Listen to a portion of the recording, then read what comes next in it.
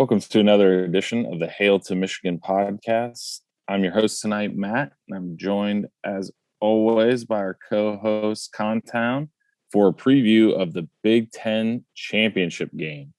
That sounds good to say, doesn't it, Contown? How are you? Doing great. Sounds great. Still, blowing in the aftermath of that Ohio State win. Getting ready to watch Michigan on this weekend for the first time ever. Couldn't be happier. I saw Buddy sent me a Spotify wrap up screenshot today with the Hail to Michigan podcast front and center. So firing on all cylinders right now. That's right. It's kind of weird getting, we're reading recruiting updates now too, but to be doing that while also thinking Michigan plays this weekend for a chance to go to the playoff. It's quite different, but a welcome change for sure. The opponent for this weekend, obviously Iowa, 10-2 on the year. They won the Big Ten West on the last weekend of the season, beating Nebraska 28-21. A few common opponents with Michigan, which we'll get into throughout the conversation. But I want to start with kind of a deep dive into their offense. It seems to be the weaker side of the ball for them consistently, but especially this year. They currently on S&P Plus are 92nd in the country offensively, and fourth on defense. So quite the gap there. Let's start with them on offense. What are some of the strengths of the Iowa offense, and how do you expect them to match up against Michigan? Well, in typical Iowa fashion, the best player on the team is the center in Tyler Linderbaum. He's a bona fide all-star as a center. And they have a guy next to him in Shot, one of the guards, who's also excellent offensive lineman. So it's your typical Iowa outfit, in that everything starts up front, and kind of the celebrities on the team are the big nasties, but they're very good players. And it's going to look like pretty much every Iowa team that we've seen under Kirk Ferentz. They're going to want to run the ball. They're going to have a fullback. They're going to run a lot of zone, a lot of outside zone, and they're going to take their very calculated shots and play action and more or less simple passing game. They do have a pretty good running back. They always have a good running offense, or the strength of their offense is always the run. I do like their running back Goodson compared to maybe some other recent Iowa running backs. Tyler Goodson, he's a junior. He's been there for a few years now, and always been very productive. 700 yards, 760 yards actually last year in the shortened season. And he's at 1,100 yards currently. So part of that is the offense, and how many touches he gets, and just what they want to be on offense. But he's a very effective runner. The quarterback position has been weird for Iowa this year. I don't know. The ceiling of Iowa quarterback play it's never amazing. It's sometimes better than weird. But it's been weird this year. They've been going back and forth, especially lately, between Spencer Petras and Alex Padilla. It seems like Petras will start this week, but their numbers are both kind of middling. Padilla is maybe a little more mobile than Petras, but neither of them are excellent run threats from the quarterback position.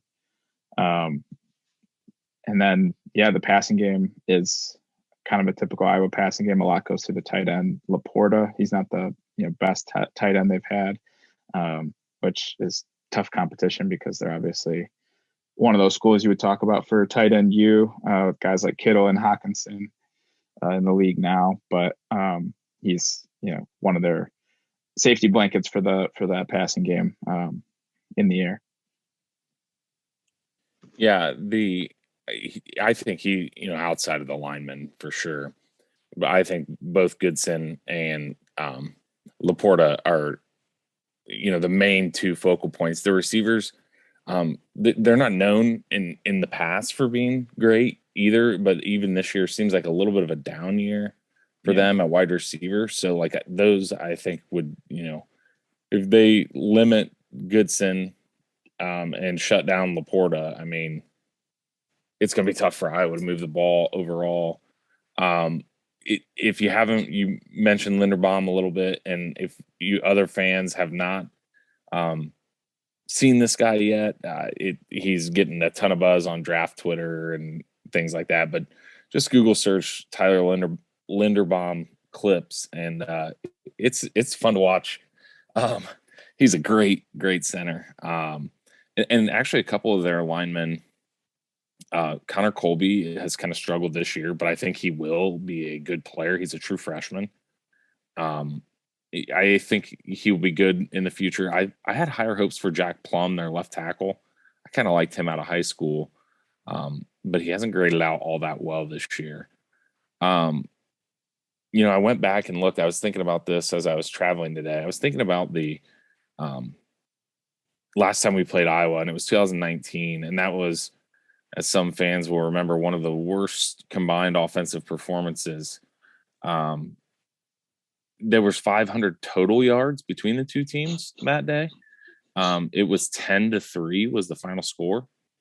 And in that game, they had a much better quarterback, Nate Stanley, who was up and down throughout his career, but he looks like Tom Brady compared to Spencer Petras. So, and they had some better skill players that year too. Smith Marset was good. Goodson was still there, so that was that remains the same, I guess. But Brandon Smith and Smith Marset, and if I'm remembering, I think Mekhi Sargent was a good player too. Didn't look like he had a big game against Michigan. But they also had and still have Nico Reganey, who had the box score only says 6. I felt like I remember him having 20 catches against us that day. So he's kind of like the Britton Covey. It feels like he's been there for 8 years now, but he was also still around the last time these two teams met. Yeah. So, on a day that Iowa had a much better offense and Michigan had a good defense in 19, but they weren't fantastic by any means. A lot of the same guys are still playing for Michigan, at top of the box score. Some of those guys, Cleek is gone, but Daxton's up there, Aiden's up there, Hawkins, Gray, yep. And on that day, with a much better Iowa offense, they were only able to gain 260 through the air, and they had 1 yard on the ground because Stanley had negative 65 yards. So I guess enough about the 2019 game, but I was thinking about that. I was like, God, they had 2 NFL tackles because that was Wirfs. And Eric Jackson. Yep.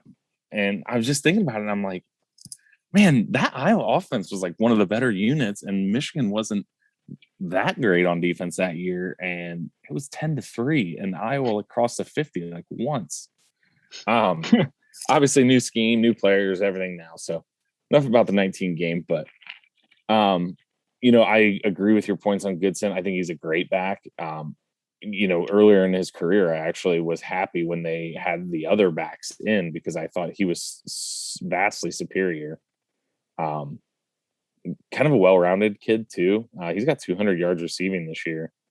I think last year he finished first team Big Ten. I'd have to check that for sure. And this year he wasn't first or second team, despite having 1,300 yards. rushing and receiving combined. Uh, he's a very good player. The key to their success, um, the Iowa Insider was on WTKA today, and he mentioned that they're kind of going back and forth at quarterback, as you said, and there's potential that Petrus is benched if he's not playing well. So, you're 13 game or into game 13, and there's still tons of question at quarterback. Um, I like how Michigan matches up against these guys. Yeah, I fully agree. We talked a little about the show, like what are the weak points of this Iowa offense that really wants to live ahead of the chains and live kind of conservatively, but just efficiently more so. Running the ball and being efficient in the air, and kind of the glaring weakness that stands out in terms of like execution, not looking beyond talent, because Iowa always outperforms their talent. Michigan is going to come in with the higher rated kids, but Ferentz has always been getting the most out of the guys he has. On the field, the glaring weakness of this offense is pass protection, and specifically by the tackles. We talked about the interior of this Iowa offensive line is very good, and the center's an All-American, but these tackles are kind of the weak point of the offense, especially in pass pro, and they're running up against the wrong opponent for that weakness this weekend with Aiden Hutchinson and David Ojabo, and Hutch probably starting to hear some of the talk pick up that he could actually potentially win the Heisman this weekend with another day like he had against Ohio State. So Iowa is going to do everything they can to stay ahead of the chains, not get into obvious passing situations where Hutch and Ojabo can pin their ears back, so to speak, and especially not allow Mike McDowell to sub and get his pass rush packages out there. But that might cause him to break tendency a little bit in terms of throwing more on early downs. But I think they're going to have to get creative to really avoid those obvious passing downs, because while they do have a very good interior offensive line, very good running back, it is kind of obvious what they want to do. So I think Michigan will be, up to the challenge of slowing down Goodson and the offensive line. Yeah, the in the Wisconsin game, which was 5 games ago for them, they gave up 6 sacks to Wisconsin. And earlier in the year against Iowa State, they gave up 4. And I'm not sure where all those pressures came from, but those are some big numbers against pass rushing units that I think we would agree are not as talented as Michigan's. Now, Iowa's front is excellent, but I don't think they have 2 edge players that are Herrig and like one of the other guys' name aren't near what Hutchinson and Ojabo are. So I think overall defensively, it's a great matchup for Michigan. I think it'll be tough for Iowa to move the ball, especially if they get down early, which is certainly possible.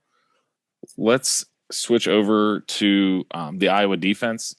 Definitely they're more heralded unit. They are ranked, I think I mentioned earlier, 4th on S&P Plus defensively. Kind of the same old Iowa as we talked about a little bit pre-show. They're 4-3. I mean, I think they probably still consider themselves a 4-3, but the one linebacker is Dane Belton, if you remember Michigan recruiting as a safety. So it's kind of a similar 4-2-5 type of look. He's a nickel linebacker hybrid. He's kind of their base cover 2 early in the year. Their defensive coordinator, Phil Parker, was getting a lot of love for the simplicity of his scheme and how, year in, year out, it produces results. And I think it's well-deserved love, but you do know what you're getting when you're playing Iowa.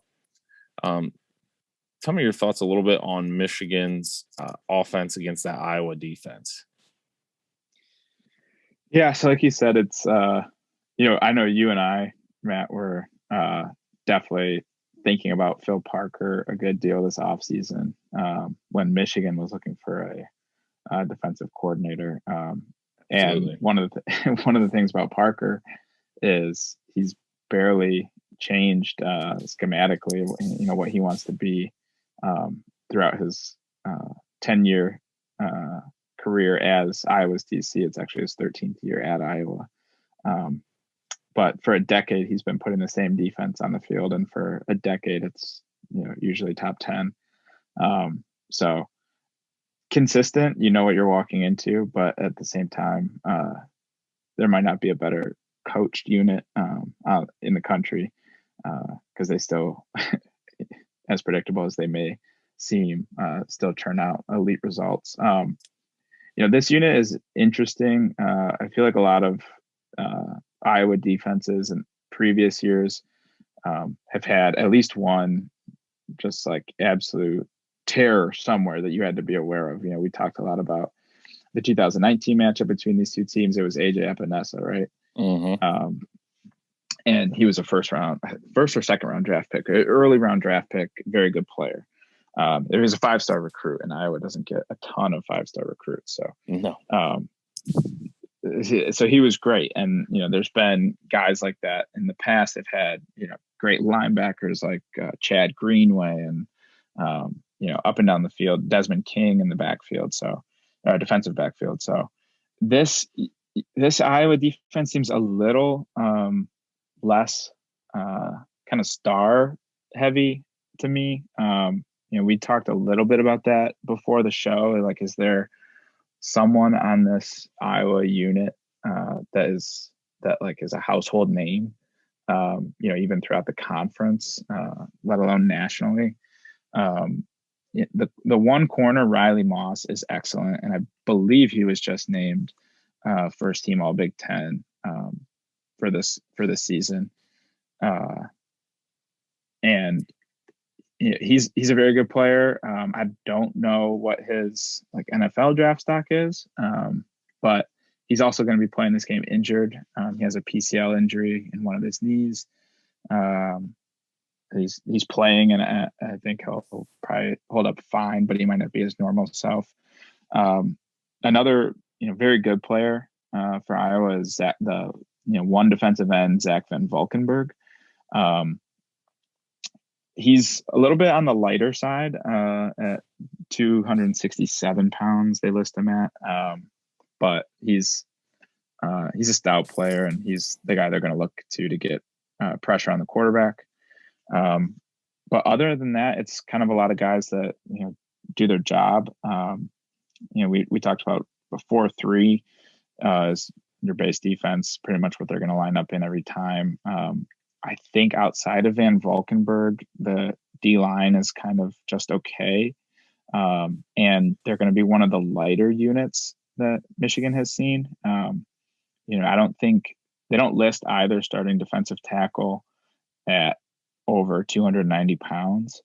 And I think the other end that starts across from Van Valkenburg, John Wagner, not to pick on anyone personally, but I think he might be the kind of the weakest starter on this the starting 11 for Iowa.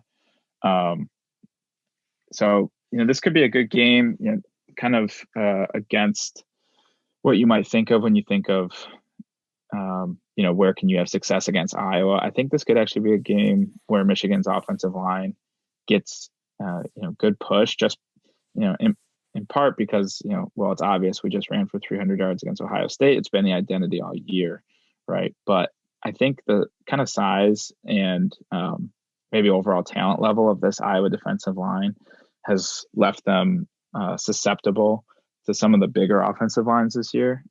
Wisconsin had some success on the ground against this Iowa team, but Minnesota actually ran for 200 yards against Iowa. A couple Tanner Morgan sacks took the team rushing total under 200, but the running backs accumulated over 200 yards on the ground. And Minnesota has a massive offensive line. It's bigger than Michigan's, but that's their proficiency. I wouldn't say they've been as proficient on the ground as Michigan has this year. But when you play Minnesota, you know what they want to do. They want to run the ball, and Iowa really couldn't stop it most of the game. They did enough to win, but I think because of kind of the success that Minnesota had, and the similarities in terms of like the size advantage, Michigan's going to have in spots on that line. Michigan should at least get some good like line yards and be able to deliver Hassan and the running backs to the second level a decent amount this week. On the back end, you're going to get cover two pretty much all the time. Sometimes it'll be zone across the board. Sometimes it'll be man underneath. But you're pretty much always going to get cover two. And you mentioned the third linebacker nowadays is more of a hybrid in the Belton kid, who Michigan also recruited as a safety. The middle linebacker, Jack Campbell, is a big middle linebacker. So I think they do rely on him a little bit to add a little more beef to the front to support in the run game. But it's not the best linebacker unit that Iowa has had under Phil Parker either. No, and Campbell is a great player. I don't think this will be a game where Michigan will necessarily be able to play games as we've talked in a couple weeks in the past here with their linebackers, but I think you're right. I think they can move the line of scrimmage enough to where that more talented second level doesn't have as much impact as their talent may suggest. And you mentioned some of the defensive back names. Matt Hankins, I don't think you mentioned that. No, I missed that. Was their best corner, and he's out for this game. He's been out for a little while, I believe. So, they're overall what you see is what you get. It's been the same for years, and I think you're right. I think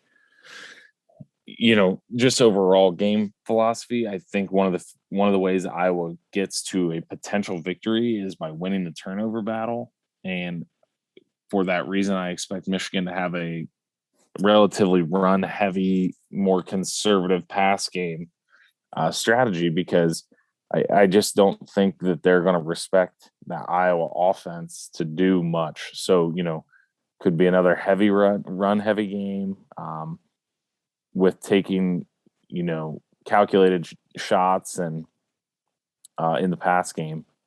I think they're going to have some more success than what you would typically think when facing, a top 5 according to S&P Plus, or top 10. I think they're top 5 special teams, but top 10 according to S&P Plus defense.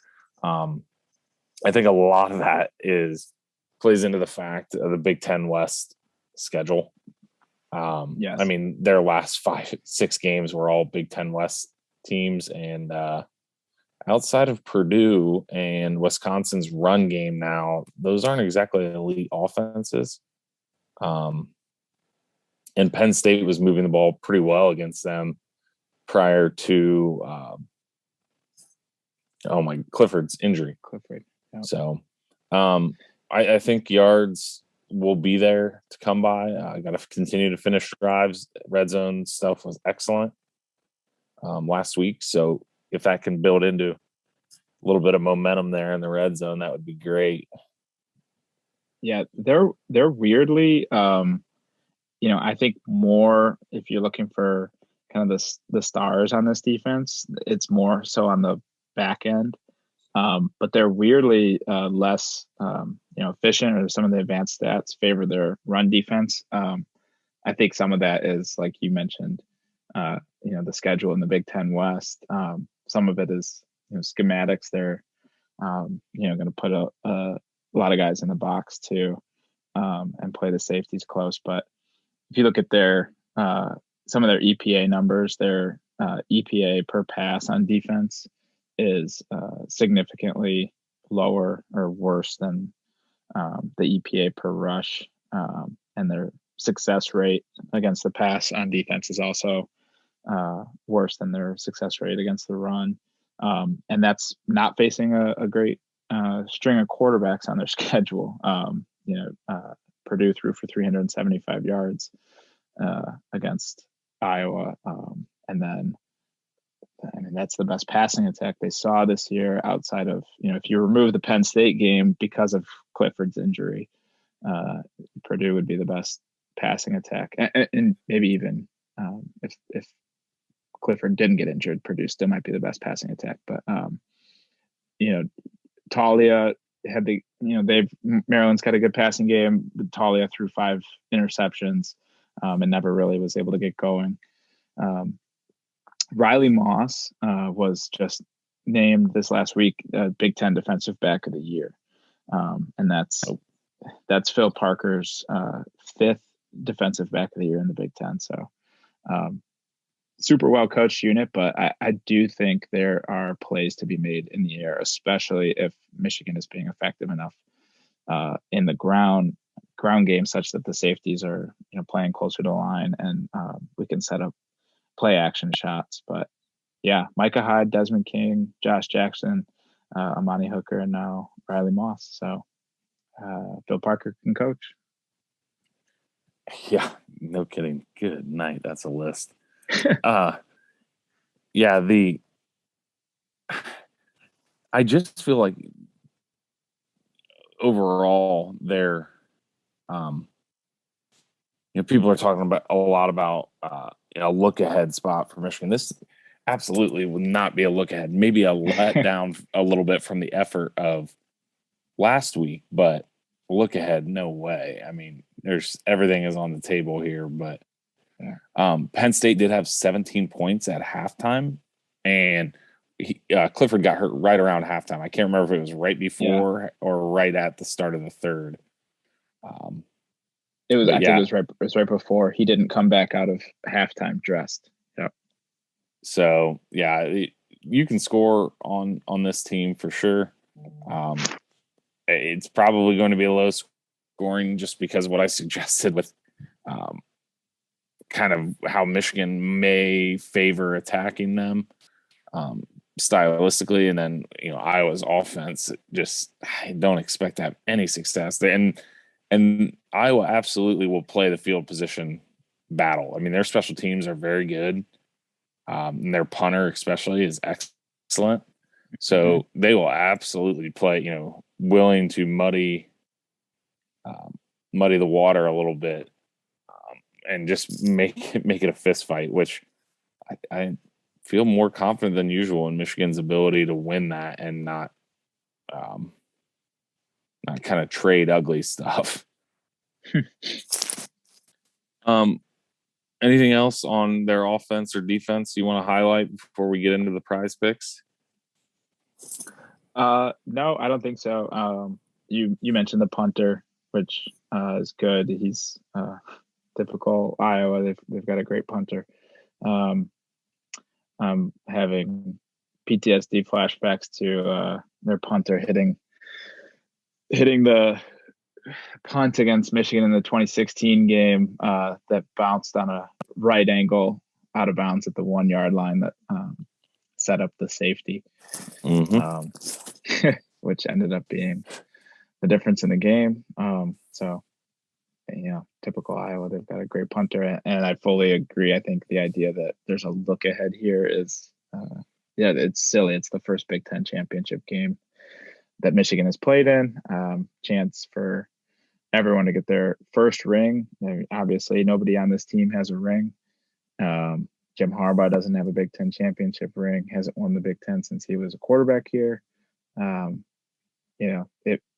Maybe there's a emotional hangover from how big the win was last week, but they don't even know what their next game would be yet. So there's no look ahead. I fully expect Michigan to be fired up to win the Big Ten championship. Absolutely. Let's get into the prize picks a little bit. You have a few of them ready to go, so let's start it off. Yeah, so we'll start on Iowa's offense. I thought this is pretty interesting number.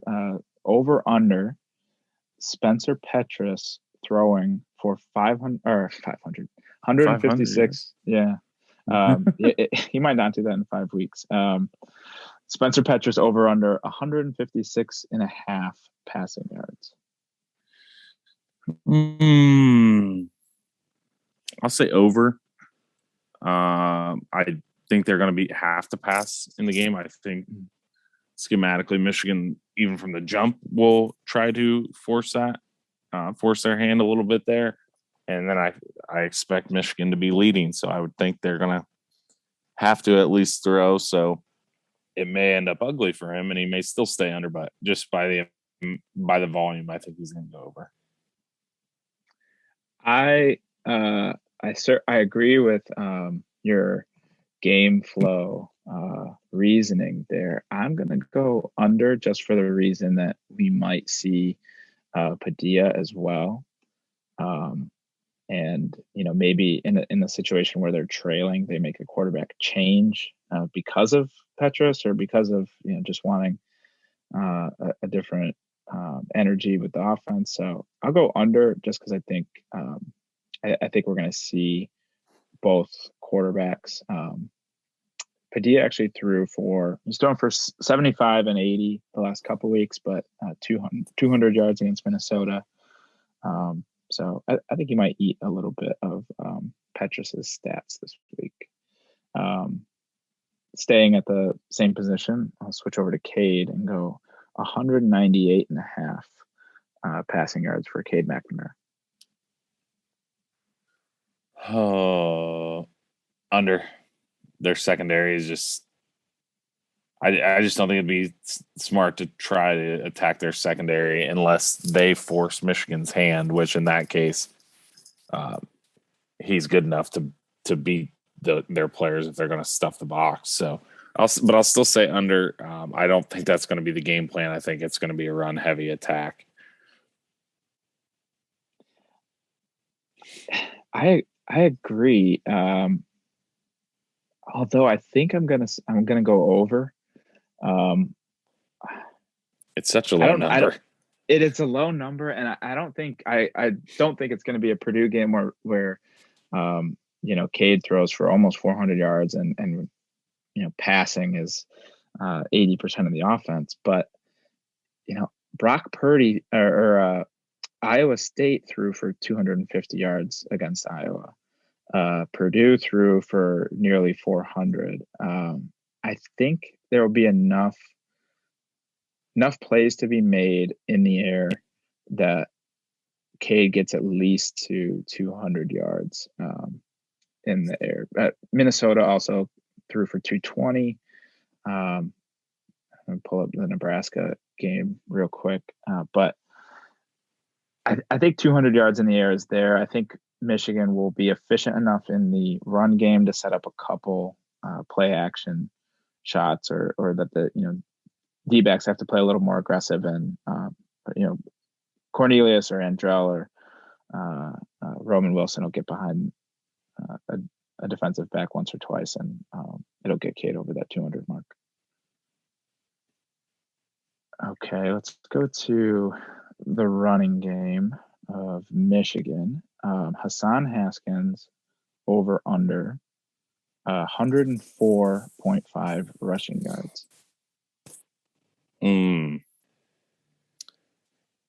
I'll say over. I think the yards are going to be there, and I still think they're going to use Corum sparingly.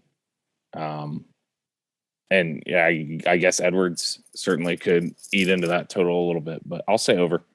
I think Hassan has been pretty consistent, 100-yard guy, then especially recently. So I'll say over.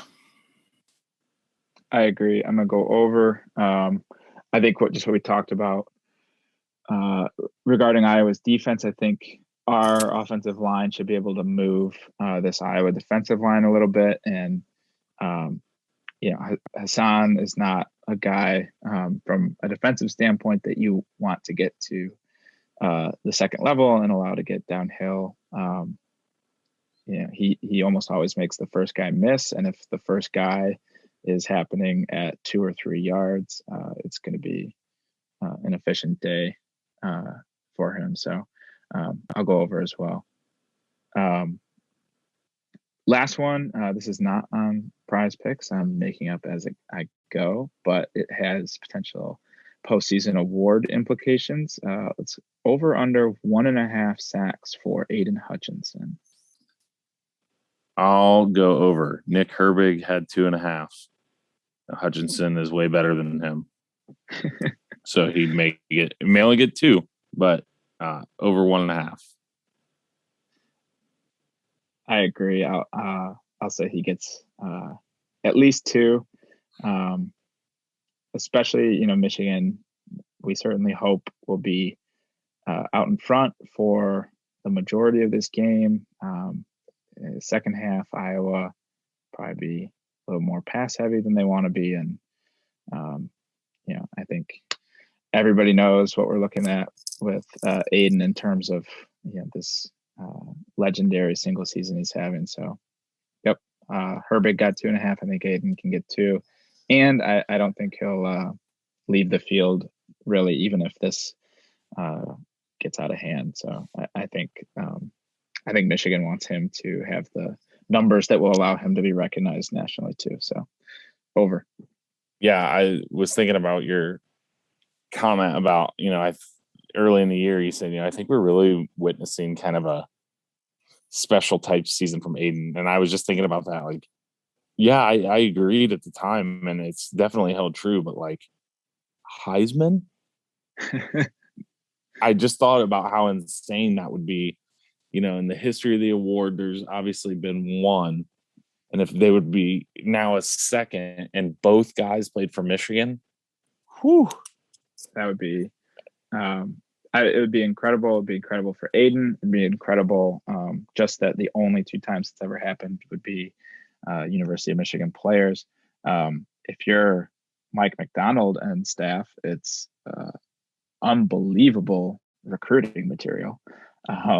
But yeah, I just felt like watching him, especially, live in that Washington game, you could kind of just see there was like a level of kind of focus and drive. And this is totally like feelings ball, like not, statistically related, right? But at the time, early in the year, you saw everything that people talked about with Aiden, about him, coming back for this last run to, accomplish everything that they haven't accomplished, and how locked in he was every day with Herbert in the offseason in the weight room, doing crazy things and telling Herbert to, wring every last drop out of him every day.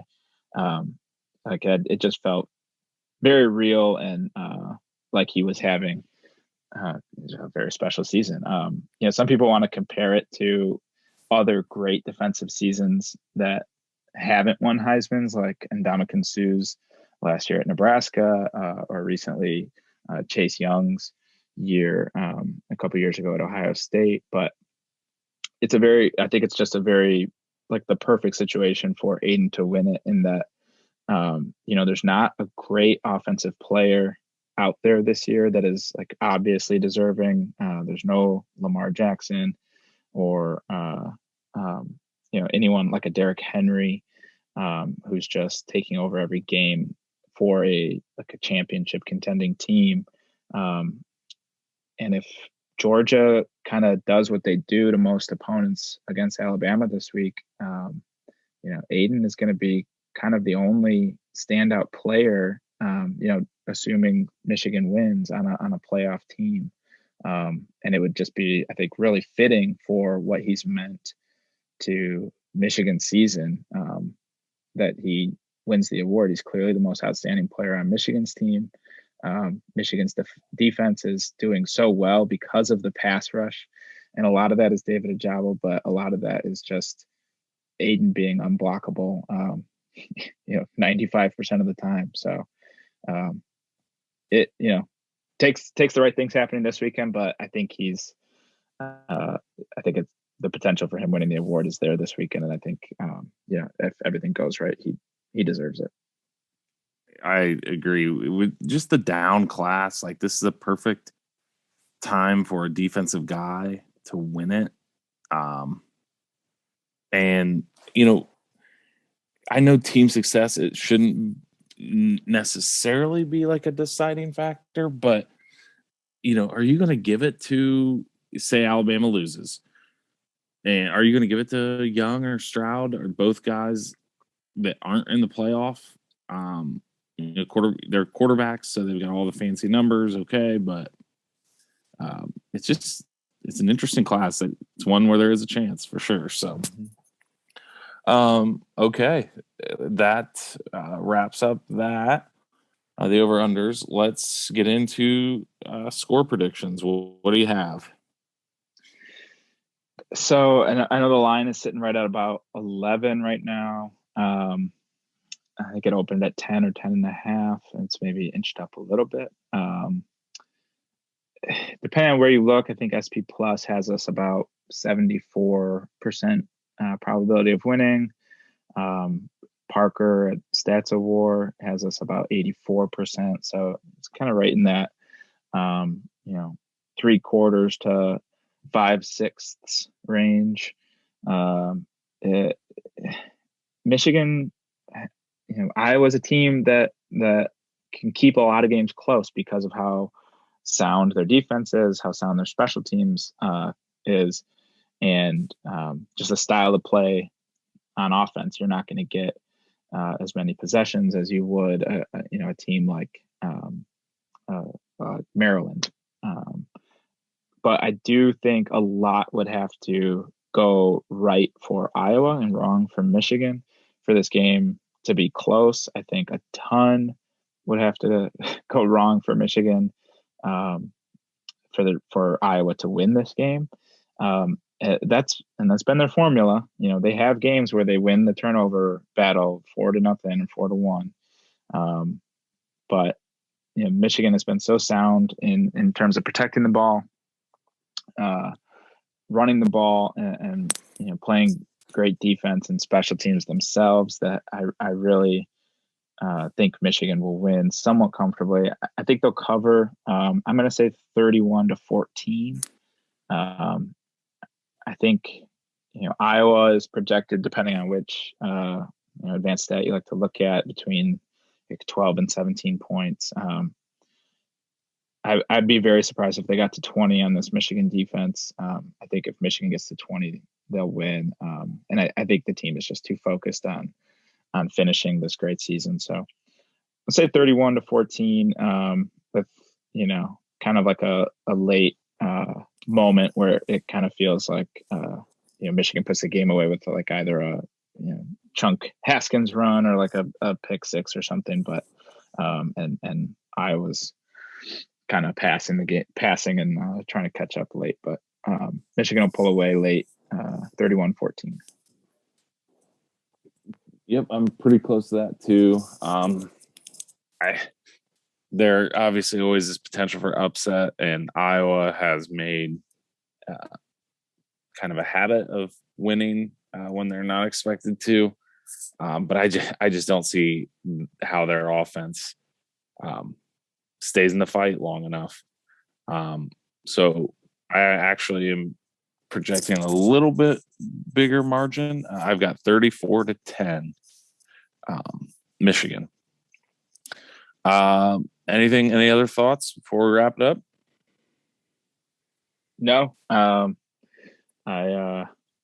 just really trying to enjoy every last minute of what an awesome season this has been. Not just for Michigan, but all of college football. It's been one of the most enjoyable college football seasons to follow in my recent memory. So what a great year, and I'm glad we get to watch Michigan for one more week for the first time. I know it's hard currently not to look ahead. Trying not to. I mean, we have no impact on the result, but it's exciting, and also kind of it makes me a little bit more nervous. Like all the goals that are ahead of them, are still there in December. So, if Michigan wins this weekend, they'll be favored against whoever they play in the semifinals. So it's right. Unless Alabama wins. Yeah. I really hate that I'm gonna have to be a huge Georgia fan this weekend, but all my friends in Atlanta that are Georgia fans, spiritually, I'm with you this weekend, ready to call the dogs. Need Georgia to take care of business. Absolutely. Michigan fans, I think, want chalk this weekend. Yeah. So, all right. Well, that was another episode. We'll be back next week to break it all down. Hopefully, celebrating a Big Ten championship. Thanks as always to Contown. Thanks for joining me tonight, Ronnie. We'll see you next week. Appreciate you guys listening. As always, go Blue.